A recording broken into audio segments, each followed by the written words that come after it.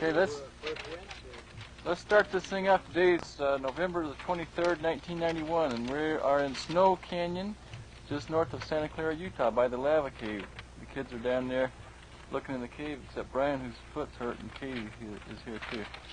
Anyway, we wanted to talk a little bit about Dad's World War II experience, and we picked him up last night at Las Vegas and went to the temple. Me and Fred and Brian and Lee and Jared came with me, and they stayed in the temple. And so, anyway, we're going to just learn a little bit about what happened here. Now, Dad, just tell us from the beginning. Tell us a little bit before San Francisco over here. If I turn it this way, I can't read it, but maybe you guys can.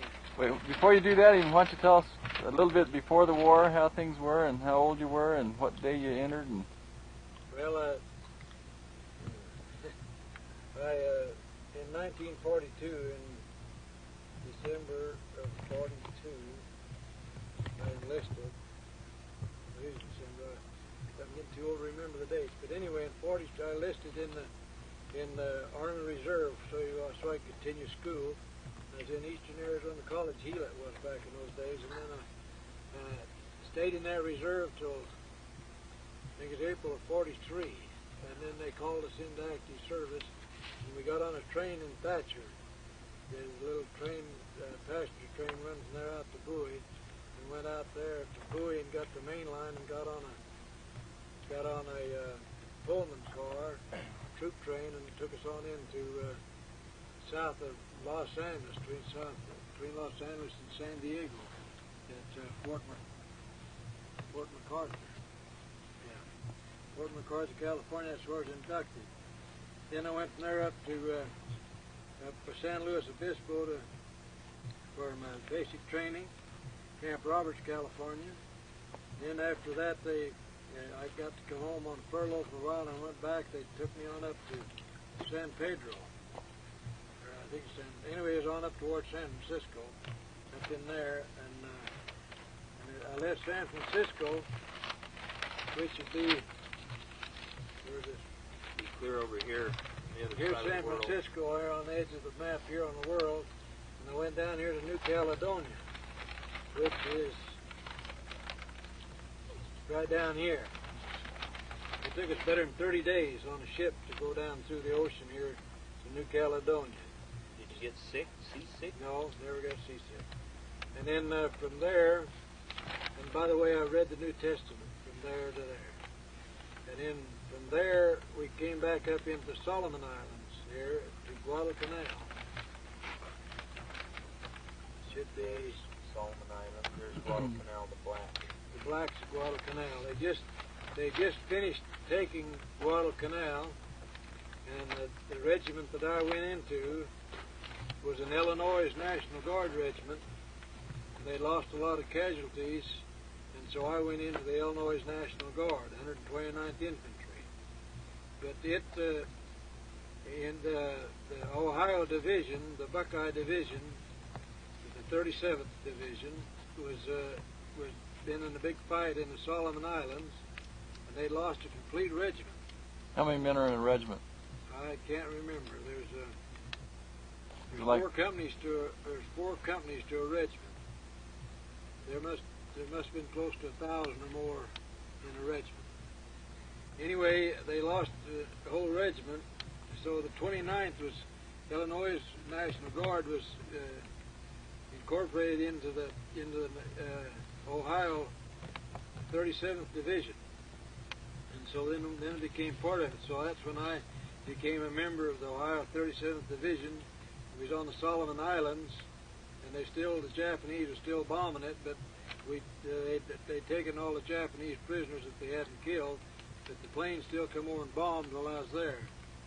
And I'd been trained in Camp Roberts, California over here to go to the European theater to fight in the desert.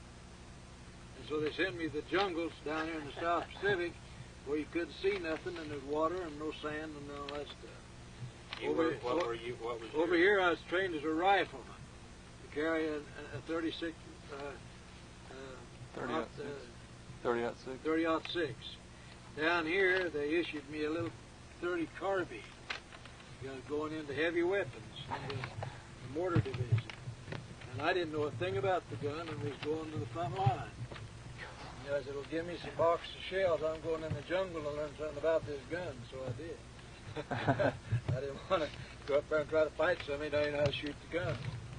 But anyway, we went from the Solomon over here, Guadalcanal, in the Solomon Islands to Bougainville, right here. And Bougainville has an active volcano on it, and we made the beachhead there. And the reason for Bougainville was they needed airstrips to go on farther up into the islands here. So we pushed in and made a half-circle perimeter on the island, on the opposite end, where the Japanese division was at Nanking, China. Anyway, we was on the opposite end of the island. We made a half-circle from the ocean around and back, enough for a bomber strip and 2 fighter strips, which the Seabees went to making, and we established a perimeter around to hold the Japanese off of it. And the Japanese, they knew we were there, and we knew they were over there, and we checked each other in the jungle all the time.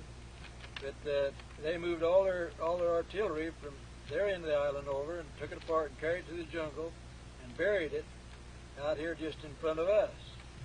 And then when they got ready to go, they assembled it all and made a run, and they thought the 29th regiment, 129th regiment, would be the one to take, because they had really actually never been in a front end battle, and there was a bunch of greenies in there anyway. But so they tried us, and they worked on us for about 3 weeks or 4 weeks. And we finally killed about 10,000 of them, and stacked them up out there in ricks. And they got over the top of us and got back in a ways, but we finally annihilated all of them. Stacked them up in rigs. Yeah, just piled them up. Yeah. Did it sting pretty bad? We was drinking water out of the creek. There's a lot of it. Rained there every day on that island. You'd get soaking wet and go to bed, go crawl in your foxhole for the night. Next morning you'd be dried out from the heat. You'd dry your clothes out overnight. But so what was a typical day like when they were charging you? Just fighting all day long. I mean, would they come at 5 a.m. or before sun up? They usually hit. The strongest I remember was in an evening, afternoon and an evening. And we was till about 10 o'clock one night before we finally got them stopped. And you were just punching mortars then? Yep. Just dropping them in the tube? The next day I had to run a telephone line up to the front. They come in 2 waves, really. They come in 1 wave, and they didn't make it, and they backed off, and then they really concentrated and made their final run. But the Japanese thought it was an honor to die in a battle. And they'd run at those machine guns and those landmines and fall on them and make a human bridge over the landmines so the other guys could come over. Well, those machine guns and the mortar shells just stacked them up out there. And we was drinking water out of a creek, and the water got stinking so bad it couldn't stand it.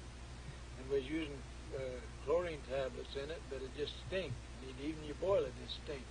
And what it was is coming through those dead bodies up there. Ooh. And they took bulldozers out there and dug big holes and buried them. But before this all happened, the jungle was so thick you couldn't see anybody 4 feet from you.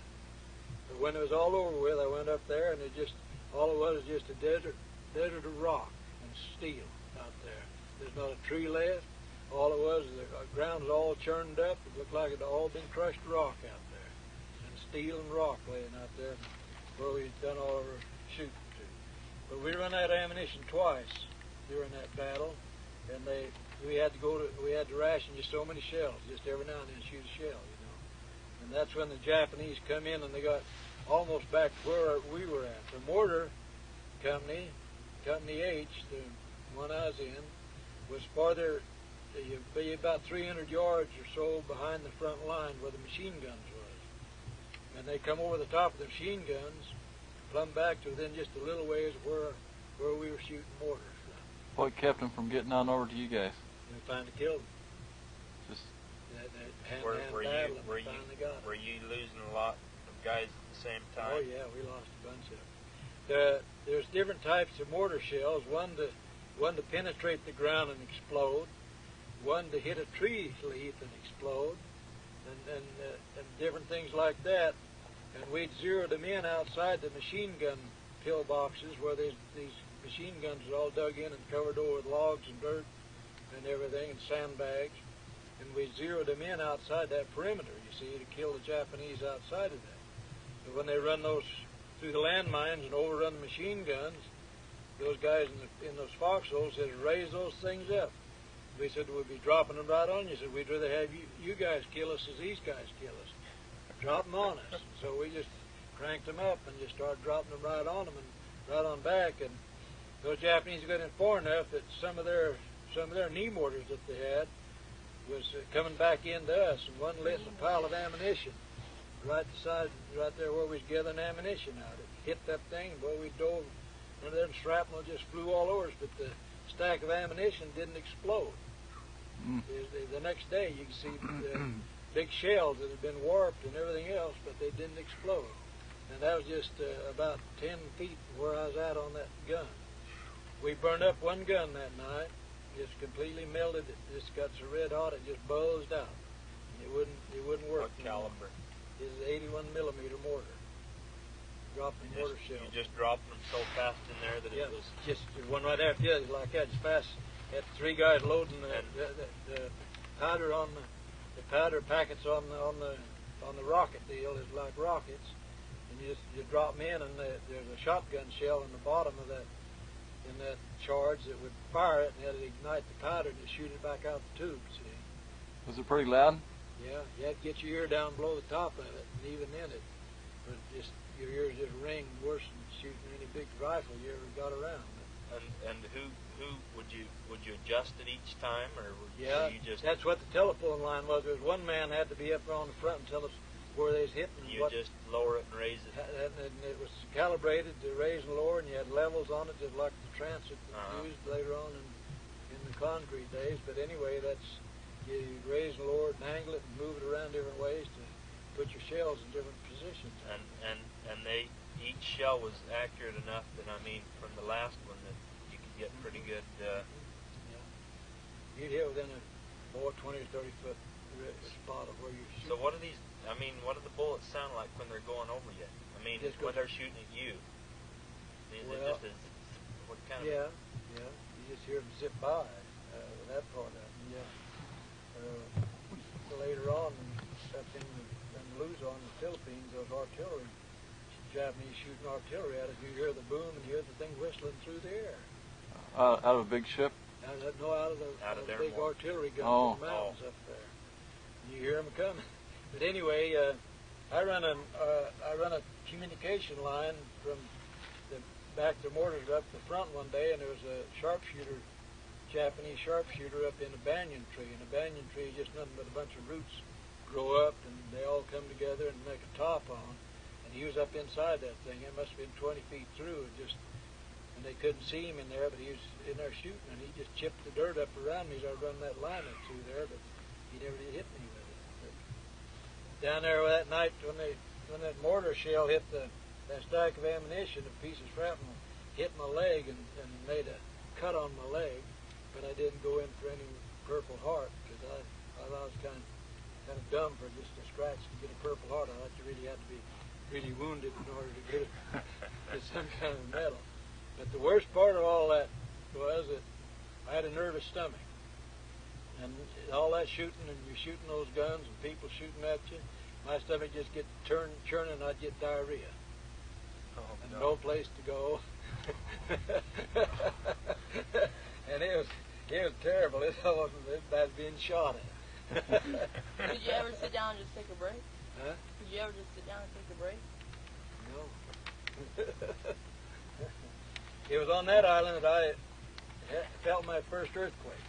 Anyway, I got sick on that island from drinking that dirty water and eating bad food. We run out of food a couple of times, and had to steal a little food from some of the CBs and Air Force guys to stay alive. But after all that, I got sick with malaria, from the mosquito malaria, and then also from yellow jaundice. And every time I'd go to the mess hall to eat, I'd just get sick, start throwing up. And I had diarrhea, and I just was losing weight, and I hated to quit because I just had too much pride. And finally, I went up there sick for a call one day, and the doctor walked in. He said, "Soldier, what the hell are you doing here?" I said, "I was so sick, sir, I couldn't stand it. I had to come in." He said, "Get this man on IV as quick as you can and get him out of this place." Mm. But what do you mean? He meant you. He thought you should have been in a hospital. In a hospital. I went too long. So now that he's chewing me out for coming in, and he's chewing me out for not coming in quicker and getting someplace, because I was almost dead. I weighed in at the hospital at 89 pounds. 89 pounds? 89 pounds. Is that right? So you've still got the malaria. I still carry the malaria germ in me, even after I got back and married your mother. Well, I had several attacks of that, and but Dr. Nelson, he kept trying every new medicine they had. They had me on 100% disability at one time. He kept trying every new medicine to come along, and he finally hit one that arrested it, and it's never bothered me since. But I'd nearly die with those things. So attacks of malaria. How much time did you spend down in the actual South Pacific then? What was the length of the... They put you on a hospital boat, is that what they did?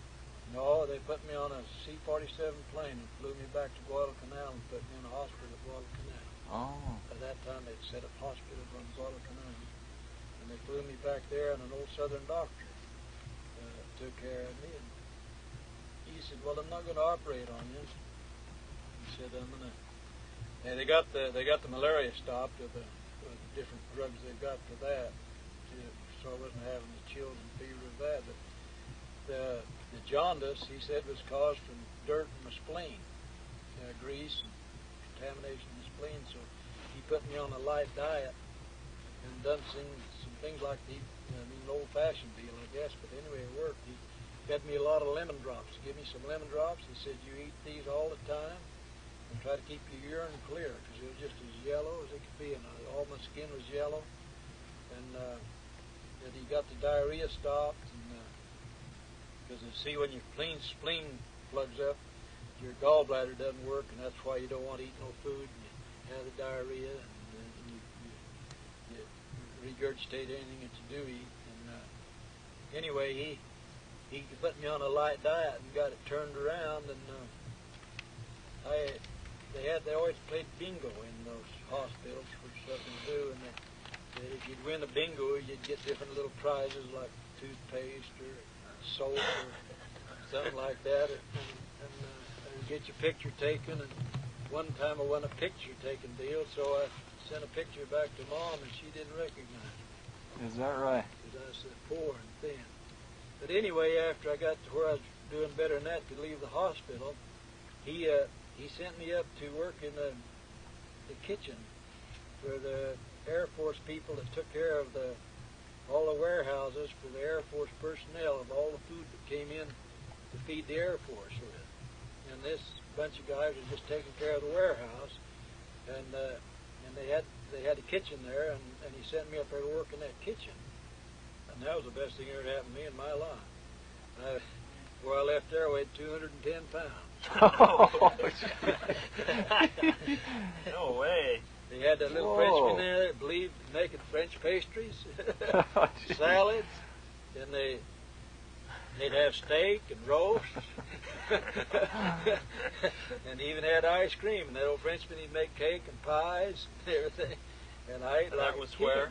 They're on Guadalcanal, in this kitchen that serviced the warehouse people for the Air Force. The Air Force always had the best food in the world. And that's why I told Uncle Harold, and if he's going to get into any military, join the Air Force, which he did. But anyway, I had a pretty easy job. About all I had to do was serve the food there. They had some black natives that washed all the black big pots and pans and that sort of thing, and I'd peel potatoes and serve food and lay around on my bunk and eat. And I done real good. But anyway, from there, then I went back to Bougainville, the outfit was on Bougainville for 13 months. And then from Bougainville is when we went up through some of the other islands and just made some island stops and training and whatnot. We was getting ready to go into Philippine Islands, and hand me that map there. Now, it was our job. Down here is Manila, and that's the capital of the Philippines. But it was the Japan, and in here is where the Banatuan, where they took the prisoners, had the death march, and all that stuff here, where the Japanese really persecuted American stuff, and they was concentrated here, and that's where the Japanese really thought we was going to hit, and the United States forces made the indication that that's where they was going to go. But instead of that, they pounded this whole thing around here with artillery, and we came up and we came in right in here at Lingayen Gulf, at the little old town of Lingayen right there. And there's other divisions landed all around here, and I'll mention the 44th, which was over here towards Santo Tomas on the western side of this gulf, because later I'll tell you more about that. But anyway, they pounded this thing with artillery, with battleships, and everything, and also down here, and the Japanese concentrated more towards Manila, and so we came in up here on their back door, so to speak. But we had just so many hours from the time we hit the beach to congregate at different places, and we trained this all through this ship. They had relief maps of the place we was going to go, and photos of it, and everything, where we had to run through the rice paddies and get to a certain spot together again so we'd go from there. Now, were you being fired on when you came on to that beach? But not as much as that, because they kind of pulverized the thing, and they caught them by surprise, and they kind of pulverized. But first thing that I remember seeing as I waded out of that ocean onto that beach was a horse down there, and he'd been shot through the stomach. There was a horse down there, he'd been gut shot. And he's alive? Head down, and he's just sick as these feet. Okay. He was still alive. But I was able to get my dry socks out of the top of my pack and get them on, and then we went in 20 miles. When you jumped off that boat, was it quite a ways out in the ocean, or did they run you right up to the beach? Or well, we got in those rubber raft things? No, there wasn't a rubber raft. Landing craft. What it was just a big krill-looking, long, narrow thing, but it's flat bottom, and the front end of it dropped down and made a ramp. Is it the diesel fumes there kind of made you sick? Well, it's back, on that, and then back on these other training islands is when I really got sick, kind of like a seasickness, but it was really from the diesel smoke that got me sick. And to this day, GMC motor diesel smoke makes me sick, but the other diesel don't. Huh. The other diesel smoke don't, but the GMC diesel, like they had in some of these here Greyhound buses, I'd get behind one of those going up Superior Mountain. By the time I get to top mountain, I'd get sick.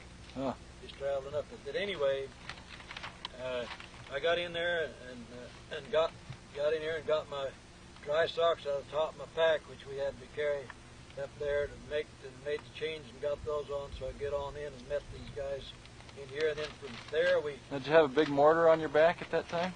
Yeah, I had a change of uniform. I had a complete day or 2 days rations on my back. I had all the necessary stuff. I had a pistol strapped to me and a rifle, and carrying 80 pounds of mortar on me. They divide that mortar up into 80. The tube is 80, and the base is 80, and the tripod is 80. And those guys that didn't carry that 80, then they carried 80 pounds of ammunition. There were about 10 or 12 of us in the So you probably had 100 pounds on you at least, huh? More. We hit that beach and went in and changed socks, and then we walked in. What's your rank at this point? Private. Private. I was anyway, then we went all the way down through this country, down through here, taking the little communities and whatnot down to went down to Clark Field, Clark Air Base, and there's Fort Stotzenberg. Fort Stotzenberg is in there, and Clark Air Base. We took those, and right in that area there, outside, not too far out of there, there's a brewery there where they brewed beer. And it so happened that when we stopped for the night, we was fairly close to the brewery. And so the thing to do then was everybody go to the brewery and get beer. And they couldn't find enough containers. They put it in canteens. They dumped their water out and put it in canteens. They found old bottles down there with cobwebs in. They'd fill them up with that. And I went down. I didn't participate in drinking any beer, but I went with them to get beer, helped them get beer, and they had these great big old kegs, where they stuff ferments for so long. I mean, they're humongous wooden kegs. They're 8 foot tall, laying on their sides. 15 or 16 feet long. And the guys got tired of opening the spigot closes. They just broke the spigot off, and they just shoved the bottles and their helmets in the canteen. And the whole troops got drunk that night, but a few of us stayed sober. But we went from there then on down through into towards Manila, down in the Wall City, and what's another one of those little towns there. Took that and they built a wall. They built a wall, as protection wall around in that country, and we had to crack that wall, and we released the prisoners out of San Tomas University. The Japanese had made that the university prison, and we released the prisoners out of that, and so we finally liberated Manila. And then the prisoners was there, gave us a big party there, and then the Philippine Islands, the dance and whatnot. They were all Americans, or were they? Yeah, and American blood. There's a lot of Japanese Americans in there, and Filipino Americans in there, and those girls that half Japanese and half American are some of the prettiest girls I've ever seen.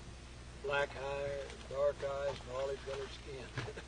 They were really pretty. Of course, the telephone post was probably pretty cute looking about that time. That's first when as things kind of quieted down. I got out and got to looking around, and I saw a bunch of guys standing down there by the wall, and so I worked my way off down that way, and that wall was what it was pillars, and in between the pillars was wrought iron, and the Japanese had put plywood over that so you couldn't see in. But they broke a hole in that plywood, and they was talking to those white girls inside of there. That's the first white girls I'd seen in a year and a half, 2 years. So was any of that Manila fighting and that, was that, where was the worst you ran into it? The Bougainville thing, or where was the hottest fighting you ever hit in the whole time? Well, Bougainville was bad. It was when we got into Manila, it was bad. Coming in, making the beachhead wasn't too bad.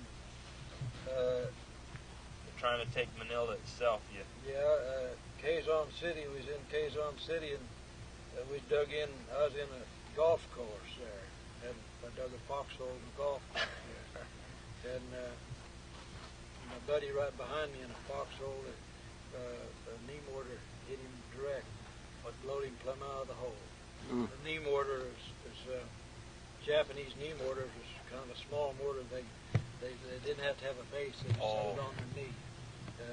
The smallest mortar we had was 60 millimeter mortar, and it still had to have a small stand. And the riflemen carried the 60 millimeter mortars, and the heavy weapons had the water-cooled machine guns and the 81 millimeter mortars. But he took a direct hit and just blew him plumb out of there. Was he a good friend of yours? Yeah. One of the saddest things I saw, I guess, was after we. I'll get into it in a minute. After we left Manila, after we took that, they moved us back out, kind of in the country, to protect the bridges and the roads, so the transportation could flow through. And we took on new troops and built back up to 100% again. And I mentioned the 44th Division. When they landed at Lingayen Gulf, their mission was to go to Baguio, up this mountain here, and take the summer capital of the Philippines, which is called Baguio. and us and some of the others went off down and took Manila. But we'd taken Manila, and we'd back all recuperated, resting back there, and this 44th still trying to get out of Guyan Gulf to go to Baguio up there. And going to Baguio is just like going to Safford up on top of Mount Green.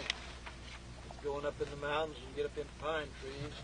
It's a road just like going up the Swift Trail to get up there. And the Japanese had these big artillery guns dug back in the mountain caves, and I have on the rails. And they'd roll them out and shoot, and then they'd roll them back in, see. And the 44th hadn't done any good getting started up through there, and our old general says, hell, the 37 can take it, and so away we went. They pulled the 44th out and put us in there. What was his name? Haig, I think, was his name, General Haig. He's pretty cocky and thought he's pretty smart because he won Bougainville and Guadalcanal. Put you guys' life on the line to back up his claims. So there up we went. So we pulled out and went up there, and it was tough. Boy, it was really tough fighting those guys up in that mountain there. And that's when those big shells, you'd hear them coming. And we'd been up there, better than 2 weeks without any relief, no shave, and no baths, and just eating out of cans. And they said, well, you're going back for a rest, so they pulled us back to a rest area, and said, you get a shower and do your laundry and stuff. And I was really kicking back and enjoying down there doing my laundry, and they said, get packed, you're going back up. And I was really out of shape. I'd done a lot of cussing. That's where I learned to cuss, in the Army. But anyway, I was really bent out of shape. I really didn't want to go and back in there at that time, and just because we hadn't even got a chance to get cleaned up hardly. But anyway, we went back up there, and I was still on the downers. I was negative about the whole thing, and we went around. We marched around this road and got on where we was between the guns, the big guns up in the mountain, and a hill right behind us. We were sitting on the face of the darn hill, and here they come. You hear those guns shooting, firing at us, just like setting ducks out there, and that's the only time I really felt any fear in the war, because I'd lost my spirituality about the whole program. I was mad, I was negative, I was cussing, and I just run and dove in the ditch over there, and there's a lot of other guys in there too. And luckily we didn't get hit, but I broke my wristwatch when I dove in there, and I was still negative. I was cussing in because I broke my wristwatch and come back out, and we started to dig in for the night, and it just rock, just solid rock, and we was in the cutting road and hill above us. I was fussing about all that, and no place to get any protection, so I just stacked up that artillery shells around me. That there was mortar shells around me. And I said, well, they didn't blow up in Bougainville. They won't. If they do, then I won't have to worry about it. I'll go all at once. Going glory. Sitting down to open a can of sea rations. I was really out of shape. But anyway, they come in the next day and with airplanes and napalm bombs, and they strafed that mountain and strafed that mountain. They set the whole mountain on fire with those bombs. They spray that napalm in it, and they shoot those tracer bullets into it and light it on fire. And they strafed that thing and bombed that hill. And again that night, that evening, out rolled the guns. You hear the guns boom, whistling down. And anyway, we moved on into a little old valley, and we were kind of behind a hill, but just off to the right of us a ways was the artillery, and they had to have a direct line of sight. And there's an artillery unit sitting out there, and they zeroed in on that artillery unit, and I sat there and watched that whole thing get shot up. And that was one of the most tragic sights, I guess, I saw in the war. We couldn't do nothing about it, and it just all happened in a matter of 20 minutes. They just pulverized them. Yeah, you blew them in the air, site. And so they worked on that mountain again the next day, and they finally, the Air Force finally got those guns shut down in that mountain before we could get on through. And we went into Baguio and took Baguio and secured that, and got their Japanese money, some of their motorcycles and their vehicles and whatnot. I tried to run them on gasoline, and they're all run on alcohol. So we run out of alcohol, run them on gasoline when they could. We'd kind of having a party around there, and I had a foxhole dug in the cemetery right between a couple of graves. And Oh. I was in the cemetery of Baguio, is where I was at. And he was there in May the 5th that my dad died, and I didn't know it. But that's where I was at. Where on you May were? the 5th. So each guy just dug his own foxhole wherever Yeah. he wanted to, huh? Well, you had to be within your unit, you know. Yeah. But you could, within an area right there, and I didn't want to dig up a grave, so I just dug one right between two graves. And the grave May 5th, 1944? 5? 45. And anyway,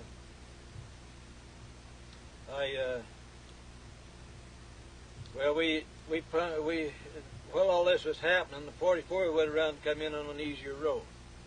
And so we hung up a sign in Baguio, welcome 44's compliments to the 37. For them to come in, but they still got all the publicity of taking. They wouldn't let us really take Baguio. They made us take the little town outside of it, so the 44th got the recognition of taking Baguio because that was their mission to begin with. It's all politics.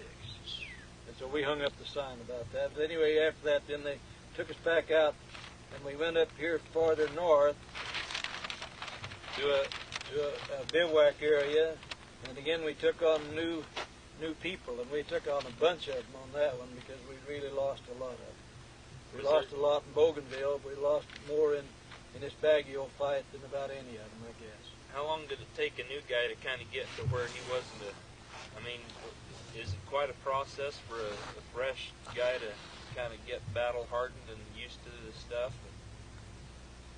Were they a detriment, or were they like ready to help out when they came in? When something happened, everybody just got in and went after it. You're in the military, you're trained discipline. I mean, they train you discipline before you ever get into the battle. And most of the time, and you're just drilled on to where you just do things kind of automatic. You know, I didn't ever see anybody just chicken out and run. They always got right in there right with you and went after it. You know, but it was there that Rulon Larson out of Solomon came into our group out of Graham County. The first guy that I'd ever seen from home, and he came into our company, and I just was really overjoyed. You know, a guy like that, you're like a brother. I mean, if you knew anybody that you could talk about, it'd been 2 years since I'd been home. Seen anybody, huh? And it was really something. And so he came in, and I'd been getting letters from Ruth and Alice and Mom, and it indicated that something was wrong. And finally, I just wrote Ruth. I said, Ruth, I want to know the truth. What's the matter with Dad? So she wrote a letter back, said he passed away. It said the chaplain and the Red Cross should have already notified you. And I wrote a letter back and told him I hadn't heard nothing. But anyway, after Rulon was there when I got the letter from Ruth. And then later on, the chaplain come by to visit with me, and I said, well, you're about a week late. I already got the message. But I said, I want to get out of here. And he said, there's no way you can leave. Since you're right in the middle of this thing, you can't leave. So I went out and had my quiet moments, or bawling moments, or whatever you want to call them. But anyway, it was good to have somebody from home around anyway. Like old Rulon was there. He and I are still pretty good friends out of the whole project.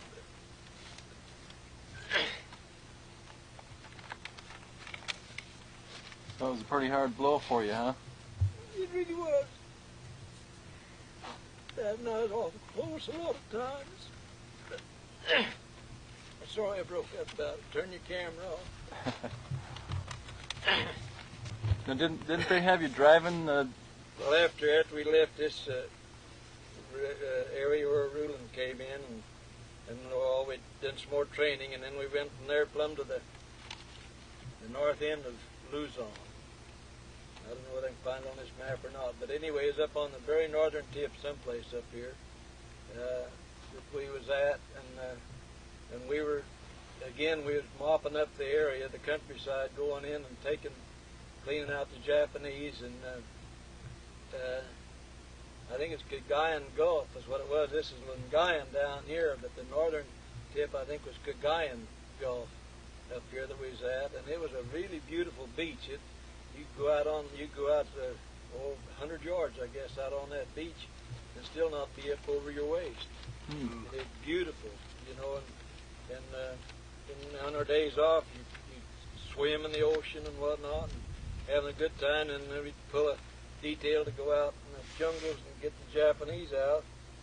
And then I was there when war was, when the peace was declared. I was up on that, but the Japanese didn't know that, and I was there for a month or more, still going in and getting the Japanese, and then they started moving us, pulled us out, started moving us back down, and we moved back down to the Cabanatuan prison, which was north of Manila ways, and I don't know where to find it. Well, there's Cabanatuan there, and here's Manila right over here. But anyway, it was there where they buried just in big piles the American soldiers that they killed when they took the island.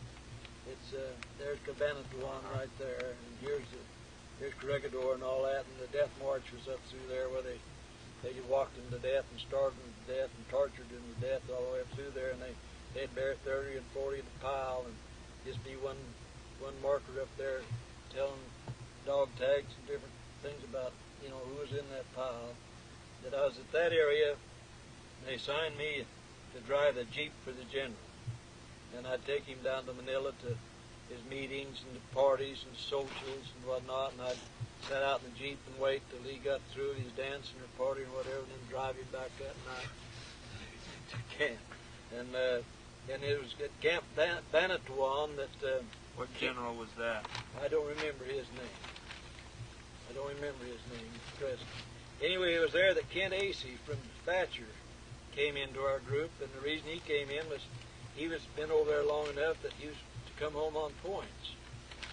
And I was building up just about the points when they said send the whole division back to the United States. So anyway, they transferred Kent Acey into our division just to get him back to the United States. And so there's Rulon Larson and Kent Acey and I from the Gila Valley that was together fine in the Philippines. And while I was in the Philippines, I'd been corresponding with Kenyon Udall, and he was down around Manila when I was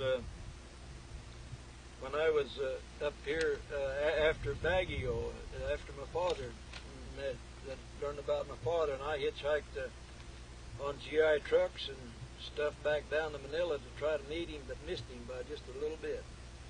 And so we never did get to meet in Manila, but Kent Acey and Rulon Larson and I were together before we came back, and we came back on the ship together.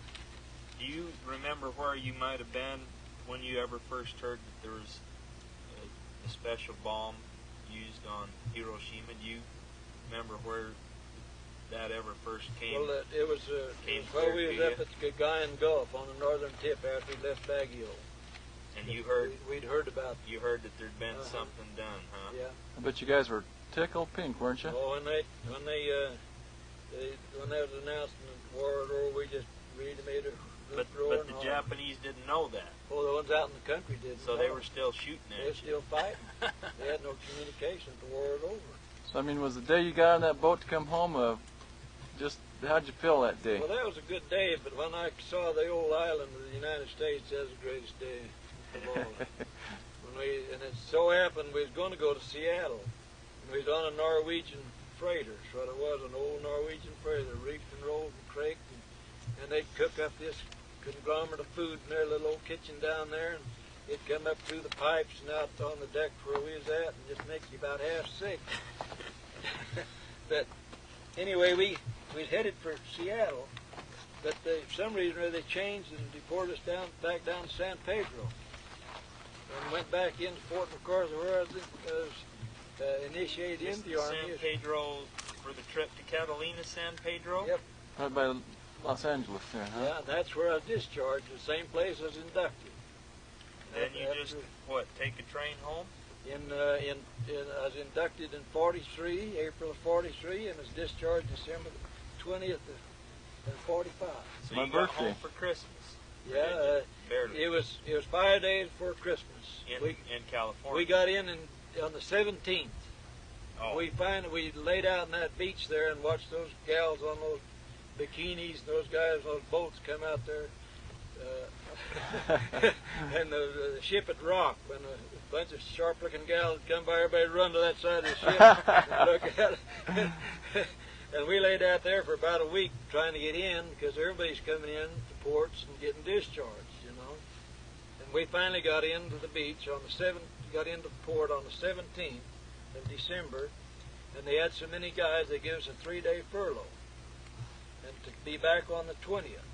And so I and Rulin and Kent, we all went up to see Uncle Francis and Aunt Serena, and we lit in on their kitchen and ate all their ration butter. They had the food was ration. We didn't know it. Yeah. But I mean, But then we went back down on the 20th, and they discharged. It didn't take too long. They took the little procedure to say, "Now, any of you want to re-enlist?" He stepped right over here and he said, "Go to hell."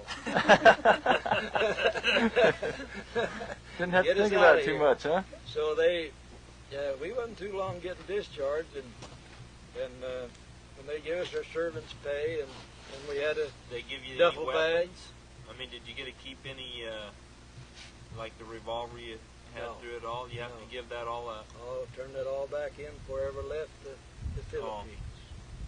The rifle I trained with in Camp Roberts, I learned to love that rifle. I earned sharpshooter's award and rifleman with it. And, but I had to turn it all back in when I left there, and each gun I had that turned back in. And through the years, that I had that 30-06, I had a 30 carbine, I had a 45 pistol, I had a Browning automatic rifle through all the years, but each one all got turned back in. So then you took the train from...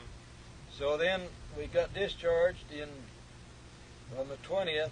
We walked out the gate to get us a bus, and the Greyhound bus was on strike. Oh, man. And we had 5 days to get home to Christmas. And the big thing then was, some of these guys that saved a little more money and pretty smart, they bought cars. Oh. Well, we'll haul you back for so many dollars, you know. Uh-huh. And we wasn't smart to go buy a car and do that. We just put up our money and got the ride, you know. We got about halfway across there, and the driver, he went to sleep, so we drove him on to Phoenix. So when we got to Phoenix, we was able to get a Greyhound bus. Rulin, his mother and his wife, he was married. He married Harry L. Payne's daughter, and Harry L. Payne was president of Arizona Temple at the time. And so Rulin, he got off and stayed at the Paynes at the Arizona Temple, the resident there. And Kent and I, we was able to get a Greyhound bus from Phoenix to Safford. We got a ride on the bus there. And Did your family know you're coming at this point? I mean, are they looking for you? Or? I don't. So I don't remember. where did you first see your mom again? I mean, getting off the bus, or did you just walk up to the Did the front bus door? drop you off in Thatcher? Trying to remember. I think that it went right to Safford, and they met me at the Safford Depot, I think. I don't remember, really, how that all happened, how I met. I met, as I was going home on the bus, I met a girl from Pima. Her name was Faye Roseberry. Hmm. And got acquainted with her a little bit, so So were you? that was the first date I had after I got home. I met a girl in California when I was there being inducted that I wrote to and corresponded quite a bit, and that got kind of involved with her, but she decided to get married before I got back. Now, when you go places at this point, or how are people treating you? Is it just kind of you? You're a hero. We was heroes when they come back. When I come back in my military uniform on my furlough, everybody treated me as, mean, everybody respected the uniform. It wasn't like Vietnam War. I mean, anybody in a uniform was a hero. Now, what was this coming home on points thing? Was it the number of days or the number of battles? Number of days you've been over there in age, if you sold, and you know, coincidence what they're doing is kind of weeding out those that might not be quite as good to go ahead and fight, you know, the war, win the war deal sort of thing. But anyway, I'm sure glad it ended when it did. Because it was I guess getting up to, you guys were heading on up to the ugly Tokyo. Yeah. Ooh. So you're glad they invented the nuclear bomb then, huh? Yep, sure am. Greatest thing ever happened in the United States. Probably the Japanese too. I think you it look saved. back on I think Yeah. it saved a lot of lives. They were just bracing for the America to hit them. Yeah. So was it a wonderful day to get home then? It sure was, but I didn't always know how to appreciate Christmas. I didn't know what to do. So you got there. You guys, you come home from your mission. You remember how lost you was when you got home? Yeah. It was worse than that when I came home because the guys I'd run around with was gone as a loner in a whole new world, Now, doing a different way of do I life. remember right that nobody could just come and wake you up, or they'd get grabbed and flipped Yeah. over? Mom came in one time to wake me up, and she grabbed me and started shaking like that, and I jumped up and grabbed her, and by the time I woke up, I found out it was my mother that I had. But I told her never come in and speak to me, never touch me until she spoke to me. And it took quite a while before I ever got over that. But all the time you're out there in the Philippines, and that you just slept on the ground, bedroll, Yep. No bedroll. just in No the dirt, bedroll, period. Lay down just on lay the ground. down in the hole. You just lay down and that was it? We had one of your plastic, they call them a poncho thing. All this big sheet of plastic.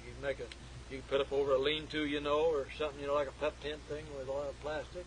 You dig a hole and lay that in the bottom and get down in it. You lay down on it. That's all.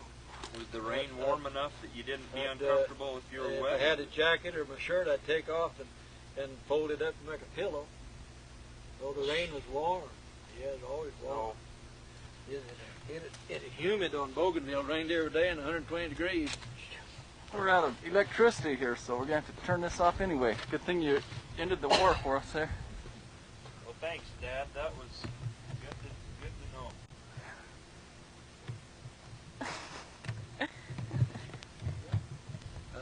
Kind of an afterthought of that little talk where I just give, I mentioned there that I cussed a lot, but I want all my kids and grandkids to know that I never took the Lord's name in vain. I'd always trained real special about never to do that. And that's, I used a lot of other words, but I never used that. But I always felt like I was protected in the war because before I left, I was given a patriarchal blessing, said I'd return if I'd live faithful. And all the way through, I never felt like I was going to be killed or shot or hit because I always felt protected, except for the one time that I lost my patience and lost my temper and got negative about everything and went back upon